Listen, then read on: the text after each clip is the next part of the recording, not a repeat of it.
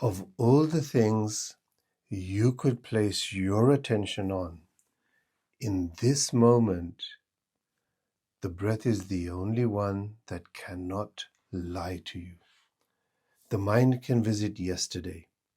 It can wander into next week. It can build an entire future out of worry, an entire past out of regret. The breath, however, cannot. There is no such thing as yesterday's breath. There is no such thing as the breath of tomorrow. The breath exists here and now, only in the single moment it is happening. And this is why meditation and the breath have a deep, deep and sincere relationship. Every tradition, culture, or language that has ever pointed toward inner stillness has arrived at the same door, the breath. When the mind follows the breath, attention rests on this inhale, this exhale, this single movement of air. The mind that is usually racing toward the future or haunting the past quietly returns to the here, to the now, to the only place anything has actually ever happened. Because the breath is the most direct, honest pointer to the perfect present moment. Now place your attention quietly on your breath. Feel it. Simply as the most intimate thing happening in your body right now.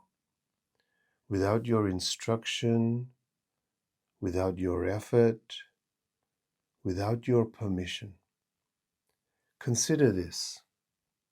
You are not the one breathing.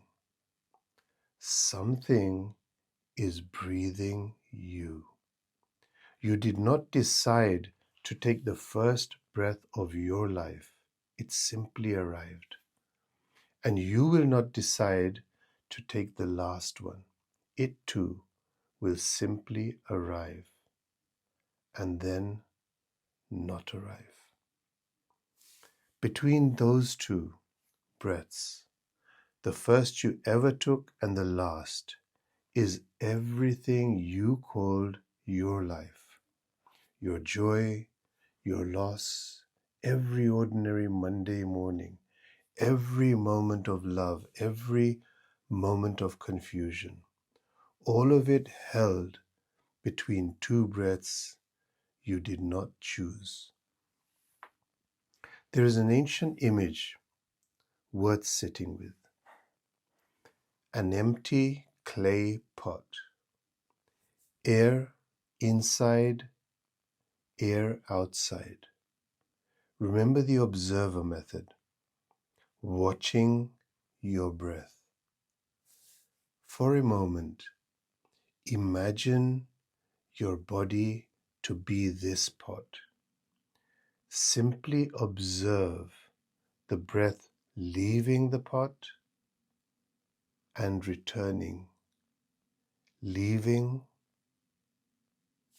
and then returning. Stay with that for just a few breaths. The air going out and the air coming in, the same air moving through the same opening, appearing to divide itself into inside and outside through the simple fact of the pot being there. The air inside the pot believes itself to be separate from the outside. It has its own temperature, its own stillness, its own specific enclosed quality that makes it feel distinct, individual, contained. And then the pot breaks. And the air inside and the air outside recognize themselves as the same air, the same single movement of aliveness that was never actually divided by anything more substantial than a thin wall of clay.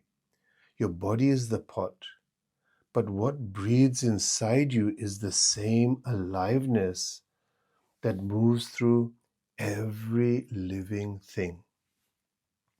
The same breath that the trees release and the oceans carry and the morning receives without keeping any of it for itself.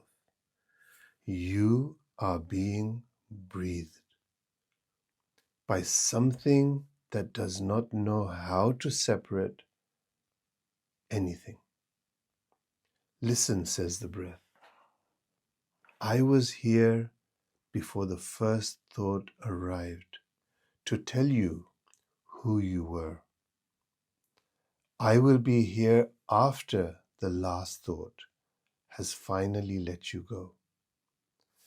I am the bridge, says the breath, between the pot and the air. The pot imagines it contains. And in every breath between, every ordinary unnoticed breath, I have been offering you the same invitation. Be here, be still, be what you are when you are not trying to be anything.